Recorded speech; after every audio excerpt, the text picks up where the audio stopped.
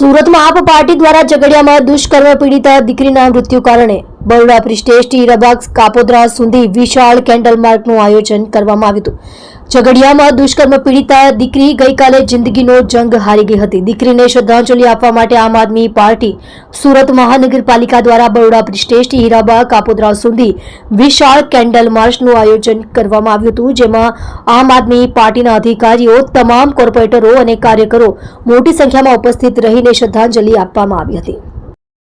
જોડાઈ રહો નવા સમાચાર જોવા આજ કી પુકાર ન્યૂઝ ચેનલની સાથે ડાયરેક્ટર ચિરાગ દરજી સાથે। આજે સુરત શહેરના આમ આદમી પાર્ટીના સંગઠન દ્વારા આજે કેન્ડલ માર્ચ કાઢીને સરકાર પાસેથી ન્યાય માંગવાની અપેક્ષા રાખીએ છીએ, ન્યાયની અપેક્ષા રાખીએ છીએ। કારણ કે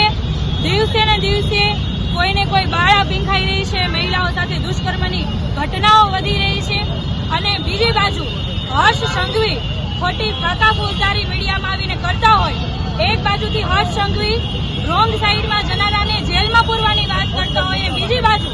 ઝઘડિયાની અંદર 10 વર્ષની બાળા પર દુષ્કર્મ થાય છે, તેમના ગુપ્તાંગની અંદર સળીઓ નાખીને એટલી હવાન્ય દેખાડવામાં આવે છે, છતાં પણ હર્ષ સંઘવી આ બાબતે ચૂપ છે। ભાજપનો મહિલા મોરચો ચૂપ છે, ભાજપના તમામ નેતાઓ ચૂપ છે। ખરેખર આ તમામ લોકોને શરમ આવવી જોઈએ અને આ બાબતે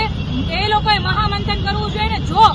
આ તમામ ભારતીય જનતા પાર્ટીના પદાધિકારી છે, મુખ્યમંત્રી છે, ગૃહમંત્રી છે, એમનાથી જો મહિલાની સુરક્ષા ના થતી હોય તો રાજીનામું આપી દેવું જોઈએ ને ઘરે બેસી જવું જોઈએ। કારણ કે આવી જે ઘટના બને છે એ ઘટના જેના ઉપર વીતે એને ખબર હોય, બળાત્કાર જે દીકરી ઉપર થતો હોય, જે મહિલા ઉપર થતો હોય એની પીડા એ જ જાણતી હોય, પરંતુ આ જે કહેવાય ને કે મૂંગી અને બેરી સરકારની અંદર બેઠેલા ગૃહમંત્રી એટલે કે હર્ષ સંઘવી એમને તો કઈ પડી જ નથી, એવી રીતના લોકોની વચ્ચે ફાંકાફોજદારી કરતા હોય। આમ આદમી પાર્ટી તરીકે અમે માંગ કરીએ છીએ કે જો તમે આ દીકરીને ન્યાય ના અપાવી શકતા હોય, દિવસે ને દિવસે જે બળાત્કારના કેસો વધી રહ્યા છે, વાર્ષિક જો જોવા જઈએ સર્વેના આધારે તો 600 થી પણ વધુ મહિલાઓ સાથે દુષ્કર્મની ફરિયાદો નોંધાઈ છે। આ તો ઓન રેકોર્ડ વાત છે, કેટલી બધી ઘટનાઓ દબાઈ જતી હશે, તો આનો મતલબ એવો થાય કે ભારતીય જનતા